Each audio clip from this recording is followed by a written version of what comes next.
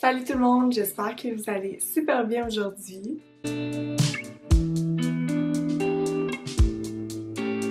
On se retrouve pour une nouvelle vidéo. Aujourd'hui, j'avais envie de faire un petit Get Ready With Me. Donc, je vous ai demandé sur Instagram de me poser des questions sur vraiment n'importe quoi. Puis aujourd'hui, je vais y répondre. Donc, ce matin, j'ai déjà fait ma skincare avant d'aller prendre ma marche. Donc, je vais vous montrer un peu quels produits que j'utilise. Depuis quelques semaines déjà, j'utilise cette crème-là de chez Biotherm. Et je trouve que ça hydrate vraiment bien la peau. Puis aussi mon indispensable vraiment, c'est une crème solaire pour le visage. J'aime beaucoup cette crème solaire, c'est très léger sur la peau. C'est pas mal ça pour tout ce qui est skincare. Maintenant je passe au make-up. Donc aujourd'hui je vais faire un look un peu naturel. Donc quand je veux me maquiller pour base, je mets seulement 2 produits. C'est comme une base, je dirais, très légère qui vient couvrir un peu la peau, mais ça donne un petit glow à la peau aussi. Donc, je prends celui de chez Elf. Ça s'appelle le Halo Glow Liquid Filter. Ça vient juste justement donner un petit éclat à la peau. Puis, je mets aussi du cache-cerne. Parce que comme vous voyez, j'ai quand même beaucoup de cernes, surtout en haut. Peut-être pas en bas, mais en haut, j'en ai quand même beaucoup. Donc, je mets souvent du cache-cerne pour unifier un peu mon visage. Alors, je vais répondre à la première question en même temps. Donc, la première question, c'est: la personnalité ou l'apparence est-elle plus importante pour toi? C'est quand même une question assez intéressante. Alors, je crois que ça dépend du contexte. Dans le sens où, est-ce qu'on parle plus ici de contexte en tant que couple, en tant qu'amitié, en tant que genre moi-même. Donc ça vient changer légèrement. Après, je crois que la personnalité, c'est toujours ça qui va battre le physique de loin. Je préfère être en contact avec des gens qui ont une belle personne et non un beau physique. Et je crois que c'est un peu pareil pour tout le monde. Donc peu importe que ça soit en couple, amitié, même niveau personnel, la personnalité gagne de loin. Par contre, je dirais que en couple, c'est important d'être attiré envers la personne que tu fréquentes. Si tu trouves pas que la personne est attirante, ben je sais pas, genre je suis qui pour dire que ça va pas marcher, mais je trouve que c'est quand même un deal breaker. Mais après, je crois que plus tu apprends à connaître une personne, plus tu peux la trouver de plus en plus belle. L'intérieur de la personne est tellement beau que ça se reflète sur l'extérieur. Donc oui, je trouve qu'en couple, ça a une légère importance, mais c'est vraiment pas ça qui prend le dessus, là. Comme la personne a beau être hyper belle, ça veut pas dire que je vais sortir avec cette personne-là. J'ai appliqué le produit, puis ça donne vraiment un glow, genre à ma face. Je suis prêt legit de sortir comme ça, puis on dirait que je porte pas de maquillage, mais ça donne vraiment un petit glow à ta face. Puis là, je vais mettre ce cache-cerne de chez It Cosmetics. Je trouve qu'il rend vraiment un rendu hyper naturel. Pour finir sur ce point de la personnalité où le physique est-il plus important, je trouve que le physique, ça en dit un peu sur ta personnalité. Pas totalement, mais je pense sincèrement qu'il y a quand même une corrélation entre les deux. Je sais pas trop quel exemple je pourrais donner. Une personne qui est... je sais pas, je veux pas rentrer dans les clichés trop, mais comme si quelqu'un a une posture assez refermée sur elle-même, puis je sais pas, la personne s'habille toujours en noir, on dirait que ça va refléter d'elle que c'est une personne assez timide. Ouais, elle est timide, qui veut pas s'ouvrir aux autres. J'ai l'impression aussi que la posture, ça fait une grosse différence dans ta personnalité. Je sais pas si ça fait du sens, mais genre si t'es confiante, tu vas plus te tenir droite, tu vas plus t'affirmer. Puis je trouve que ça fait quand même une différence physiquement. On dirait que ça paraît quand quelqu'un a de la confiance ou pas physiquement. Mais après, comme je dis, ça dépend de chaque personne, puis bon, peut-être que j'ai pas raison aussi, mais je trouve quand même souvent que le physique en dit un peu sur la personnalité. Pas totalement, mais juste un peu. Ensuite, je mets cette poudre de chez Sans Façon. Ça fait comme 1 an que je l'ai, puis elle me dure toujours. Après, j'en mets pas tous les jours. Je me maquille peut-être une fois semaine, honnêtement. Je me maquille pas souvent, mais ça dure hyper longtemps. Oh my god, ça fait déjà 12 minutes que je tourne la vidéo. J'ai l'impression que ça fait juste comme 3 minutes. J'ai juste fait une question en plus. Il va falloir que je parle un peu plus vite ou que je coupe au montage, évidemment. Ok, prochaine question. Celle-là, elle est cute. Ok. Si tu peux donner un conseil à quelqu'un qui veut commencer à vlogger et faire des petites vidéos, mais qui se sent très intimidé par faire des... qui se sent intimidé à se lancer sur les réseaux sociaux, quel conseil t'aimerais lui donner? Je trouve que c'est une question quand même super pertinente parce que j'ai l'impression qu'il y a beaucoup de gens qui veulent se lancer sur les réseaux sociaux mais qui ont peur, je sais pas, peu importe la raison, ils ont peur du jugement des autres, ils ont peur que ça marche pas et je comprends totalement ça. J'avais quand même peur avoir des critiques, des gens qui te jugent, des gens qui vont dire que tu vas pas réussir, des gens qui vont dire que ce que tu fais, genre ça sert à rien, ça contribue pas à la société, bref, c'est très normal d'avoir ce sentiment. Mais moi je le vois plus comme une passion, comme une autre. Chose à savoir sur moi, c'est que j'arrive tellement pas à m'expliquer. J'ai l'impression que j'ai des bons social skills, mais j'arrive pas à m'expliquer quand j'ai un point de vue, comme quand je pense quelque chose. On dirait que je sais pas si c'est clair quand j'explique. Donc là, la poudre, elle est faite, donc ma peau, elle est un peu plus matifiée. J'en applique juste au niveau de mes yeux, j'aime pas ça appliquer au front puis ici parce que vu que je mets pas beaucoup de produits à ce niveau-là, ça sera un peu à rien, d'après moi. Donc, pour l'instant, la base, ça ressemble à ça. Bon, ensuite, je passe au bronzer. J'ai reçu plein de petits cadeaux de chez NYX. Vraiment, merci. J'achète presque jamais du maquillage, fait ça me fait vraiment... parce que je trouve que ça coûte vraiment trop cher. J'aime beaucoup ces nouveaux petits formats de bronzer et de blush de chez NYX. Il est très très pigmenté, donc juste make sure que comme vous le mettez un peu sur votre main avant parce que sinon vous allez avoir une grosse trace de bronzer sur votre joue puis c'est pas vraiment ça qu'on veut. Donc je vais essayer de l'appliquer juste un tout petit peu, surtout qu'il est assez foncé puis il sent bon en plus. Ça sent vraiment bon. Ça sent un peu le coconut. Ok, donc j'ai oublié ce que je disais. Ah oui.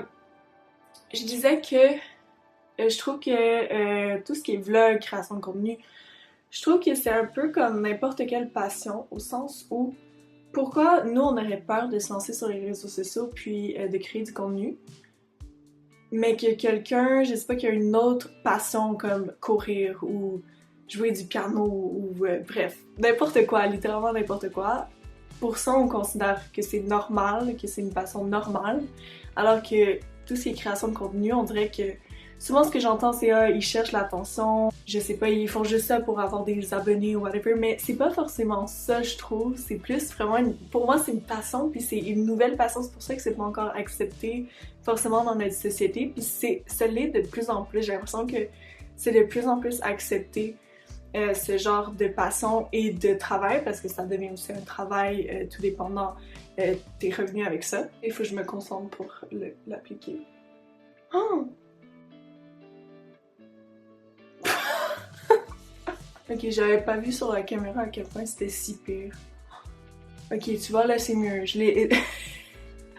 ah, je suis dead. Je l'ai juste étendu un peu. Ok, là c'est beaucoup mieux. Je vais essayer de faire l'autre côté là. Donc comme vous pouvez voir, il est tellement pigmenté, fait qu'il faut vraiment pas y aller beaucoup avec lui. Peut-être que j'aurais dû choisir une teinte un peu plus pâle, parce que clairement je suis un peu trop blanche, je crois, pour ce genre de bronzer. Bref, note à moi-même, choisir une teinte plus pâle ou plus l'estomper avant de l'appliquer. Bref, je crois que comme ça passe. Ok, j'ai appliqué le bronzer. Comme ça passe, je crois. C'est parfait. On s'est bien rattrapé. Et sans vous mentir, j'aime beaucoup ces bronzers-là. Comme là, c'était un gros fail ce que je viens de faire. Je vous promets que je les aime.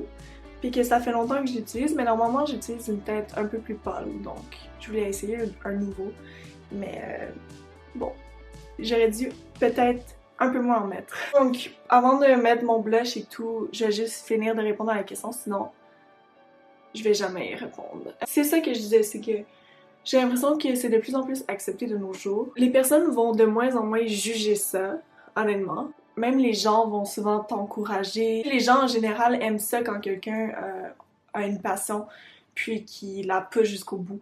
Donc, je crois que c'est de plus en plus accepté. Fait que ça, si c'est ta crainte de te faire juger par les autres, dis-toi que j'ai l'impression que de nos jours, je dirais pas que tout le monde fait la création de contenu, mais il y a beaucoup de gens, beaucoup plus qu'avant. Puis je trouve sincèrement que tu devrais te lancer parce qu'il manque toujours de personnes, il manque toujours de talents dans les domaines un peu plus créatifs. Donc je comprends ton sentiment d'être intimidé, mais dis-toi que c'est quoi le pire qui peut arriver, comme sincèrement. Genre, c'est qui va te juger? Si c'est tes amis qui te jugent, ça veut dire que c'est clairement pas tes vrais amis. Si t'es intimidé par les gens de ton secondaire quand ça fait 5 ans que t'as fini le secondaire, mais au contraire, prouve aux gens que ce que t'es capable de faire, puis voilà plus comme une source de motivation. Puis je crois que les gens en général, ils vont t'encourager là-dedans. On dirait que de nos jours, c'est rare les gens qui hate vraiment sur des gens qui débutent et qui disent pas n'importe quoi.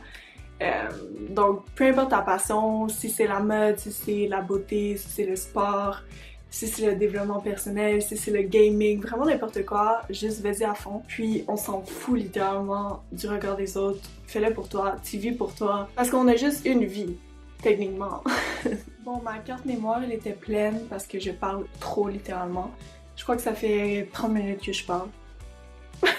En tout cas, ce que je disais, je conclue rapidement. Je crois que c'est super important de sortir de ta zone de confort. Puis même si t'as peur, peu importe c'est quoi littéralement, juste fais-le. Si t'as envie de le faire, si t'as une idée qui te passe par la tête et comme ah, je pourrais le faire, ça pourrait être fun, mais j'ai peur. S'il y a un mais qui vient avec, enlève le mais puis fais-le. Parce que je trouve qu'en sortant de ta zone de confort, tu vas grandir en tant que personne. Tu vas rencontrer des gens qui vont peut-être changer ta vie. Tu vas vivre des expériences qui vont changer ta vie. Tu vas arrêter d'être privé de faire ce que tu veux toujours faire, ce que tu rêves. Vraiment, ça amène juste du positif, j'ai l'impression. Puis aussi, une fois que tu vas comme vieillir, tu vas regarder ta vie et tu vas être comme « Wow, j'ai vraiment fait toutes ces choses-là. » Genre, j'ai l'impression qu'un de mes pires regrets, c'est d'arriver à 40-50 ans puis me dire oh non, genre j'aurais tellement aimé faire ça ou ah, j'aurais dû faire ça. Ça c'est mon pire cauchemar vraiment. Je veux vivre ma vie à fond puis avoir aucun regret. C'est pour ça que je te dis vraiment sors de ta zone de confort. Comme oui, ça fait peur. Moi mes premières vidéos exemple sur YouTube, quand j'ai sorti ma première vidéo, j'étais en train de faire le montage puis j'étais comme c'est horrible comment je parle, on dirait que j'aimais pas comment je parlais, j'aimais pas comment je ressemblais, j'aimais pas aussi juste l'éclairage, on dirait que j'aimais rien dans ma vidéo, mais je me suis dit tu sais quoi, je vais quand même la publier parce que il y a un début à tout, puis après je vais regarder mes vidéos, je vais être comme wow, genre t'as vu l'amélioration que j'ai eue, donc même si t'as raison, c'est parce que t'as pas les outils nécessaires, t'as pas une caméra, t'as pas, je sais pas, il y aura toujours des excuses littéralement, même quand t'auras tout ce que t'as pour filmer des vidéos, ou ça s'applique aussi dans la vie en général, mais il y aura toujours des excuses pour ne pas que tu y arrives, donc je trouve qu'il y a aucune excuse valable, puis tu sais, même moi j'en fais. Même moi, exemple, j'aime même encore les vidéos que je fais maintenant, on dirait que j'aime moins mes montages. J'arrive jamais à faire des bons montages comme les autres YouTubers. Aussi, je trouve que l'éclairage est un peu moins bien que les autres, la qualité de la caméra. On dirait qu'il y a toujours quelque chose que je n'aime pas. J'ai l'impression aussi que je m'améliore toujours, fait que ça va être la même chose pour littéralement tout le monde qui commence. Quand tu commences quelque part, c'est normal que t'as pas tous les outils nécessaires puis que t'as pas tous les apprentissages nécessaires, mais avec le temps, c'est là que ça se bâtit. Même chose pour ta confiance, dans le sens où quand tu vas commencer, peut-être tu vas avoir peur des regards des autres, mais plus tu vas avancer, plus tu vas être comme pourquoi j'avais aussi peur avant de commencer. Donc j'espère que je me suis bien expliquée et que c'était clair. Juste fais-le. Comme il n'y a pas d'excuse, juste fais-le. Donc, comment est-ce que tu fais pour recevoir des PR de marques? Est-ce que c'est toi qui reach out pour les marques? Sinon, comment ça se passe? Très bonne question, très bonne question. Et maintenant, je vais appliquer un blush. Je vais prendre ce blush-là de chez Maybelline. Je crois que c'est des nouveaux blushs aussi. Je peux vous raconter un peu mon histoire. Tout ce qui est comme créatrice de contenu. Bref, un peu mon historique justement de tout ça, comment ça a commencé. Donc, j'ai commencé la création de contenu en 2021, donc un peu après la pandémie. Un peu comme tout le monde, j'ai l'impression. La pandémie, ça a vraiment fait augmenter les créatrices de contenu, créateurs de contenu. Parce que, évidemment, c'était rendu beaucoup plus accessible à cause de la pandémie. Les gens s'ennuyaient, les gens étaient toujours chez eux. Donc, ils ont commencé à prendre leur téléphone puis à créer du contenu. Ce qui est super bien. Moi aussi, j'ai commencé à faire ça en pandémie. Parce que je m'ennuyais, clairement je m'ennuyais. Puis j'ai toujours aimé la photo, j'ai toujours aimé les vidéos, j'ai toujours aimé... En fait, j'ai toujours rêvé de me partir aussi une chaîne YouTube. Comme quand j'avais 12 ans, 13 ans, j'avais un compte Instagram, je partageais des astuces et tout. Donc j'ai commencé assez jeune. Donc là, j'ai enfin réalisé mon rêve de comme être créateur de contenu. Maintenant, je vais faire légèrement mes sourcils avec un crayon à sourcils. Alors comment j'ai reçu ma première collaboration gifted, donc c'était des produits envoyés. C'était parce que j'ai commencé à publier quand même fréquemment, je dirais soit une fois par jour, soit une fois ou 2 jours. Donc sur Instagram, je publiais. Puis à l'époque, moi ce qui m'inspirait c'était vraiment des filles genre aesthetic. Donc un peu à la Hannah Schönberg, je vais mettre des images ici. Mais j'aimais vraiment ce type de compte Instagram. Fait que j'essayais un peu de m'inspirer d'eux, d'elles plutôt parce que c'est des femmes. Puis c'est comme ça que ça a commencé. Puis en même temps, je suivais aussi quelques comptes. Je suivais des marques que j'aimais. Puis par pur hasard, j'ai reçu un email un jour. C'était la marque Tiangol. Donc c'est une marque de matcha qui m'avait contactée. Puis, en fait, comment ça a marché, c'est que je suivais une Québécoise qui travaillait pour Tiangol et en étant active sur les réseaux sociaux de la fille en question, c'est là qu'elle elle savait que je créais du contenu. Puis, c'est là qu'elle m'a écrit un message pour m'envoyer des produits gratuits. Puis là, moi, j'étais comme, what? C'est tellement cool, genre... Je croyais sincèrement pas qu'une marque pouvait faire ça. C'était un peu à l'époque où je connaissais rien du tout de tout ce qui était création de contenu. Ça m'a vraiment surpris qu'elle m'envoie des produits puis qu'elle avait pensé à moi. Puis en fait, souvent, qu'ils te donnent un guide sur le contenu que tu dois créer. Puis t'as souvent 2 semaines pour le faire, bref. Donc j'avais pris mes photos, je les avais publiées, j'ai eu les produits gratuits. Moi je croyais que c'était un peu une arnaque, même au début, j'étais comme... Pourquoi moi? Comme qu'est-ce que j'ai fait? Je trouvais vraiment que c'était un big deal. J'ai comme l'impression qu'une fois que tu commences à faire une collaboration, j'ai l'impression qu'il y en a plein qui arrivent après, puis ça s'arrête jamais. Donc depuis justement ces 3 ans-là, je fais des collaborations avec des marques, puis aussi ça commence à s'améliorer. Donc parfois tu reçois des produits gratuits, parfois t'es invité à des événements, parfois t'es même payé pour faire le contenu, fait que c'est vraiment super. Puis aussi ça te permet d'avoir plein d'opportunités. Ensuite je vais mettre le gel sans façon sur mes sourcils. C'est un peu comme ça que ça a commencé. Puis depuis j'ai jamais arrêté. Là c'est sûr que la vie reprend peu à peu, donc c'est plus difficile de créer du contenu, mais j'essaie de toujours publier le plus que je peux. Là, ça vient plus à une fois semaine. Avant, c'était tous les jours. Ensuite, je vais faire mes lèvres. En fait, je mets toujours un lip liner. C'est comme mon indispensable, vraiment. Et après, je mets soit un lip oil, soit un gloss, soit quelque chose sur mes lèvres après pour que ça les rend comme juicy. À travers ces 3 ans, oui, j'ai contacté des marques pour des collaborations, pour avoir des PR packages, mais c'est souvent les marques qui contactent. Dans mon cas, en tout cas, je sais qu'il y a une période où que... Oh mon dieu, il faut que je me concentre pour ça, je peux pas parler en faisant mes lèvres, attendez. Pour compléter, je vais mettre le lip oil de chez NYX. En fait, ça a commencé où que c'était toujours les marques qui m'envoyaient des messages. Donc, si jamais t'es une créatrice de contenu ou que tu veux l'être, déjà mets ton email dans ta bio. C'est comme ça que les compagnies vont pouvoir te contacter. Puis, généralement, il faut que tu aies minimum 1000 abonnés pour recevoir des PR packages, autant sur TikTok que sur Instagram. Puis souvent, c'est plus avantageux pour les marques d'aller chez les micro-influenceurs parce que ça leur coûte moins cher. Puis aussi, l'audience, elle est plus ciblée dans le sens où normalement, les micro-influenceurs ont plus d'engagement que les plus gros influenceurs. J'ai l'impression que c'est comme un peu trop foncé, mais je préfère que c'est un peu plus pâle. Surtout pour l'hiver. Mais franchement, je crois que ça va. Mais il y a aussi eu, je crois que c'était l'année passée, je travaillais pas beaucoup pendant l'été, fait que je me suis dit, tu sais quoi, c'est l'été où que je veux faire, en fait je veux faire temps plein de la création de contenu. Fait que j'ai décidé de initier un peu la conversation, puis j'ai commencé à écrire des emails aux marques qui me plaisaient, puis en leur proposant des collaborations. Dans la forte majorité des cas, les marques acceptent et aiment se faire des collaborations avec des micro-influenceurs, comme je dis. Donc je sais qu'en tant que créatrice de contenu, tu vas pouvoir contacter des marques, puis dans la majorité des cas, ils vont accepter. Je te conseille d'aller voir sur TikTok sur comment comme reach out aux compagnies. Je sais qu'il faut que... Moi, ce que je faisais, c'est que je me présentais, je disais un peu c'est quoi que je faisais. Je donnais aussi une idée de projet que j'avais en tête pour la collaboration.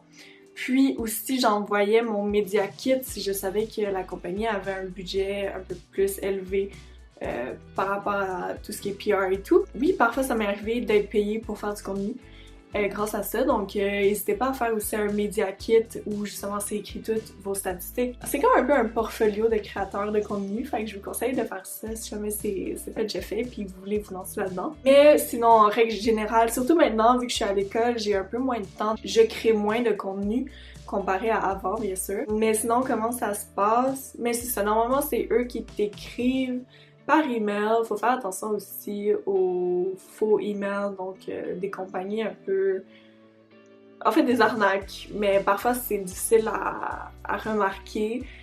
Donc faut faire attention aussi à ça, mais en règle générale, tu vas le savoir quand c'est une arnaque ou pas, là, ça paraît quand même, c'est assez clair. Mais c'est ça, si je peux donner des conseils pour recevoir des PR de marque, c'est vraiment ton réseau de contacts. J'ai l'impression que plus tu connais de gens, mieux c'est, plus tu suis des gens, plus tu interagis avec des gens, autant en ligne qu'en vrai, ça peut réellement aider à élargir ton réseau de contacts puis à te faire connaître. Donc même si t'as pas 10 millions d'abonnés sur Instagram, c'est tellement pas grave, juste parce que tu connais une fille qui connaît quelqu'un puis que cette personne-là travaille dans une agence de beauté puis elle envoie des colis PR, mais c'est sûr qu'elle va penser à toi.